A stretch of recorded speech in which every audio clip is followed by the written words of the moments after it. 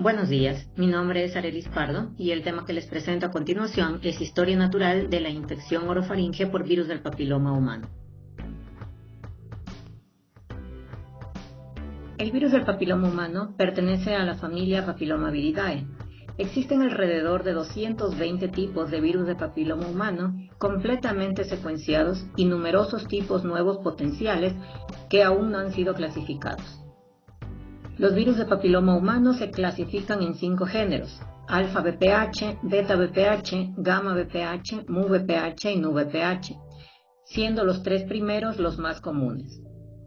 Los alfa VPH incluyen tipos de bajo y de alto riesgo, según la clasificación de la Agencia Internacional para la Investigación del Cáncer, en función de su potencial carcinogénico. Los tipos de alto riesgo tienen un potencial oncogénico distintivo, siendo los agentes etiológicos de cáncer cervical, vulvar, vaginal, peniano y un subconjunto de carcinoma de células escamosas de cabeza y cuello. En cuanto a la epidemiología, estimaciones de prevalencia varían según la ubicación geográfica.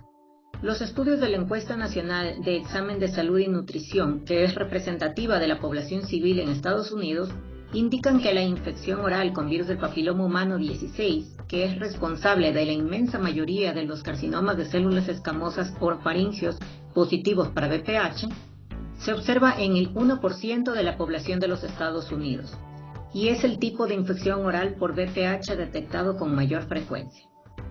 Aproximadamente el 7% de las personas analizadas tenían una infección oral por virus del papiloma humano, ya sea de alto o de bajo riesgo. Las infecciones orales por virus del papiloma humano son 2 veces más comunes en hombres que en mujeres y presentan un pico temprano de prevalencia en la 4ª década de la vida y un segundo pico más alto entre la 6ª y principios de la 7ª década de la vida. La infección por virus del papiloma humano está asociada con estados de inmunosupresión, por lo que la población con virus de inmunodeficiencia humana o pacientes trasplantados tienen mayor riesgo. El riesgo además aumenta con el consumo de tabaco y está fuertemente asociada con las conductas sexuales, principalmente la práctica del sexo oral.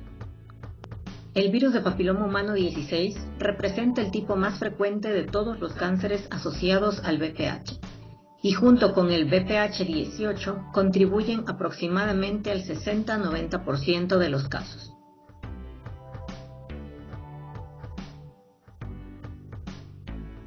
Hasta la fecha, no se ha investigado exhaustivamente la historia natural de la infección por virus del papiloma humano. La infección oral se adquiere principalmente a través de la actividad sexual. Otras formas de transmisión estudiadas han sido los besos, así como la transmisión vertical, misma que parece posible, dado que los mismos genotipos encontrados en el tracto genital de las madres se han detectado en la cavidad bucal de sus hijos. Además, la autoinoculación debe considerarse como una modalidad adicional de adquisición, pues un metaanálisis realizado en mujeres con infecciones por VPH cervical y oral demostró que la prevalencia de concordancia de tipo entre los sitios cervical y oral fue del 27%.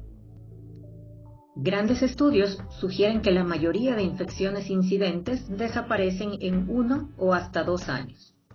Teniendo una mediana de duración de la infección de aproximadamente 7 meses.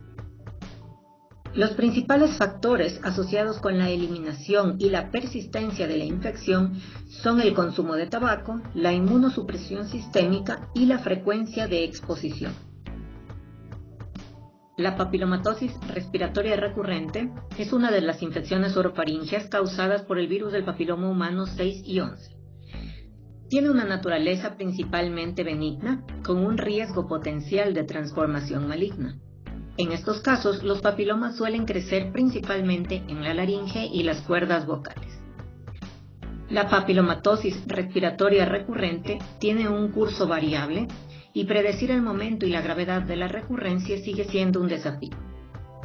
La papilomatosis respiratoria recurrente generalmente se clasifica como papilomatosis respiratoria recurrente de inicio en la edad adulta y de inicio juvenil, debido a la distribución bimodal de presentación y su relativa historia natural.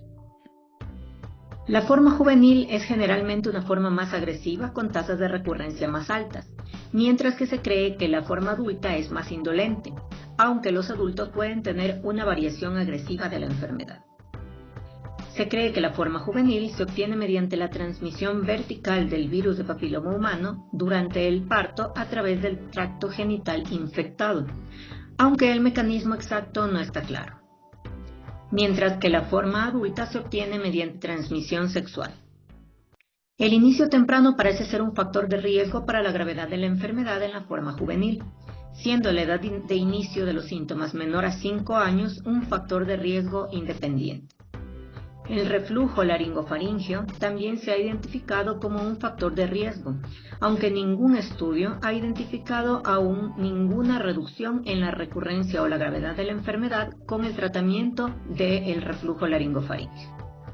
La tasa de recurrencia también parece estar relacionada con la ubicación primaria, con tasas más altas de recurrencia cerca del sitio primario de la infección. Los datos actuales sugieren que habrá una disminución significativa en la incidencia de papilomatosis respiratoria recurrente debido a la creciente utilización de la vacuna contra el VPH. Lesiones orales como la hiperplasia epitelial focal, una enfermedad rara y benigna que surge con frecuencia en el labio inferior, es causada por los virus de papiloma humano 13 y 32. Esta patología, que se caracteriza por la presencia de múltiples lesiones papilomatosas distribuidas por la mucosa bucal, normalmente se encuentra en niños y ocasionalmente afecta a adultos jóvenes y de mediana edad y no parece haber tendencia de género. La hiperplasia epitelial focal es asintomática y aparece como múltiples lesiones papulares o nodulares, sésiles o pediculadas, de aspecto liso o arrugado, midiendo algunos milímetros de diámetro.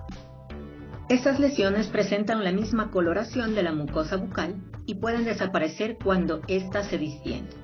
Las lesiones están típicamente repartidas por la mucosa bucal, alcanzando respectivamente la mucosa del labio inferior, mucosa yugal, comisuras, mucosa del labio superior, lengua, encías, mucosa alveolar, paladar y pilar amigdalino anterior.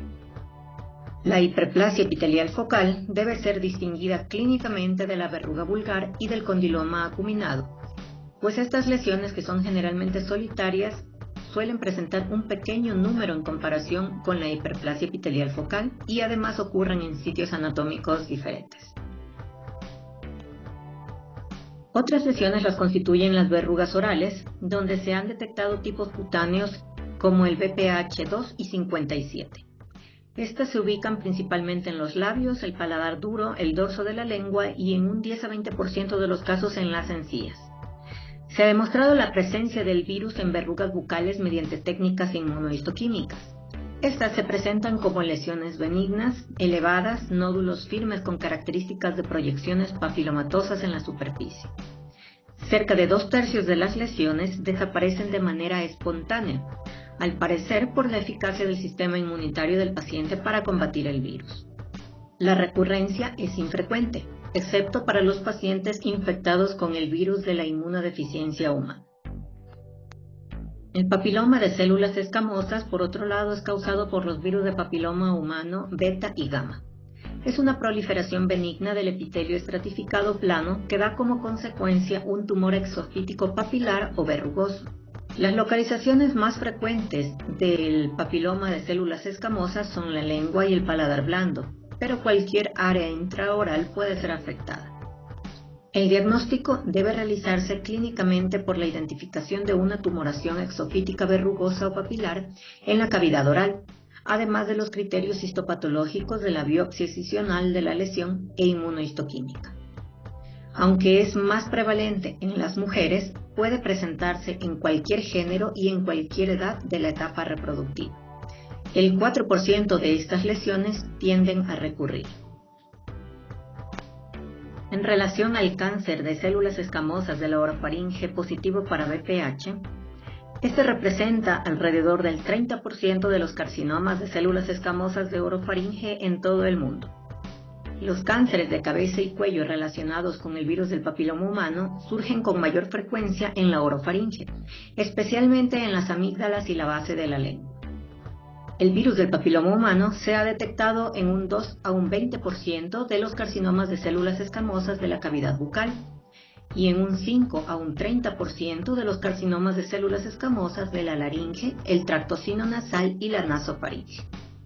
El virus del papiloma humano 16 causa más del 85 a 90% de los carcinomas de células escamosas orofaringeos positivos para virus del papiloma humano. Es importante destacar que en la orofaringe no se reconoce ningún precáncer inducido por el virus del papiloma humano, análogo a neoplasias intraepiteliales cervicales o anales, lo que influye en que aún se desconozcan las estimaciones de muchas cuestiones importantes, incluido el tiempo transcurrido desde la adquisición de la infección causal por virus del papiloma humano hasta la aparición del cáncer, la latencia de la enfermedad, y las probabilidades de transición de la progresión de una infección persistente a un estado precanceroso e invasivo. Datos de estudio sugieren una latencia de más de 10 años para la progresión a cáncer de orofaringe positivo para virus del papiloma humano. Según los nuevos criterios de estadificación, alrededor del 80% de los carcinomas de células escamosas de orofaringe positivos para VPH se consideran en etapa 1. Pacientes con estos carcinomas tienen un 72% menos de riesgo de muerte por enfermedad y un 60% menos de riesgo de progresión de la enfermedad en comparación con los carcinomas de células escamosas orofaringeos negativos para VPH. También se observa mejor supervivencia después de la progresión de la enfermedad. En resumen, en cuanto a la historia natural de la infección oral por virus del papiloma humano, el principal factor de riesgo de exposición al virus es la práctica del sexo oral, lo cual lleva a la presentación de la infección oral propiamente dicha, potenciado por factores como el pertenecer al sexo masculino o el consumo de tabaco. Este periodo puede durar entre 1 a 2 años hasta la eliminación del virus.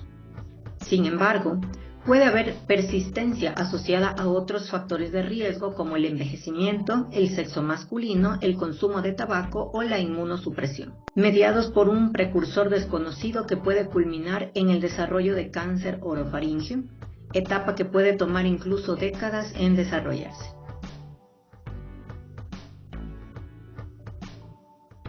Esto ha sido todo en cuanto al tema Historia natural de la infección orofaríngea por virus del papiloma humano. Gracias por su atención.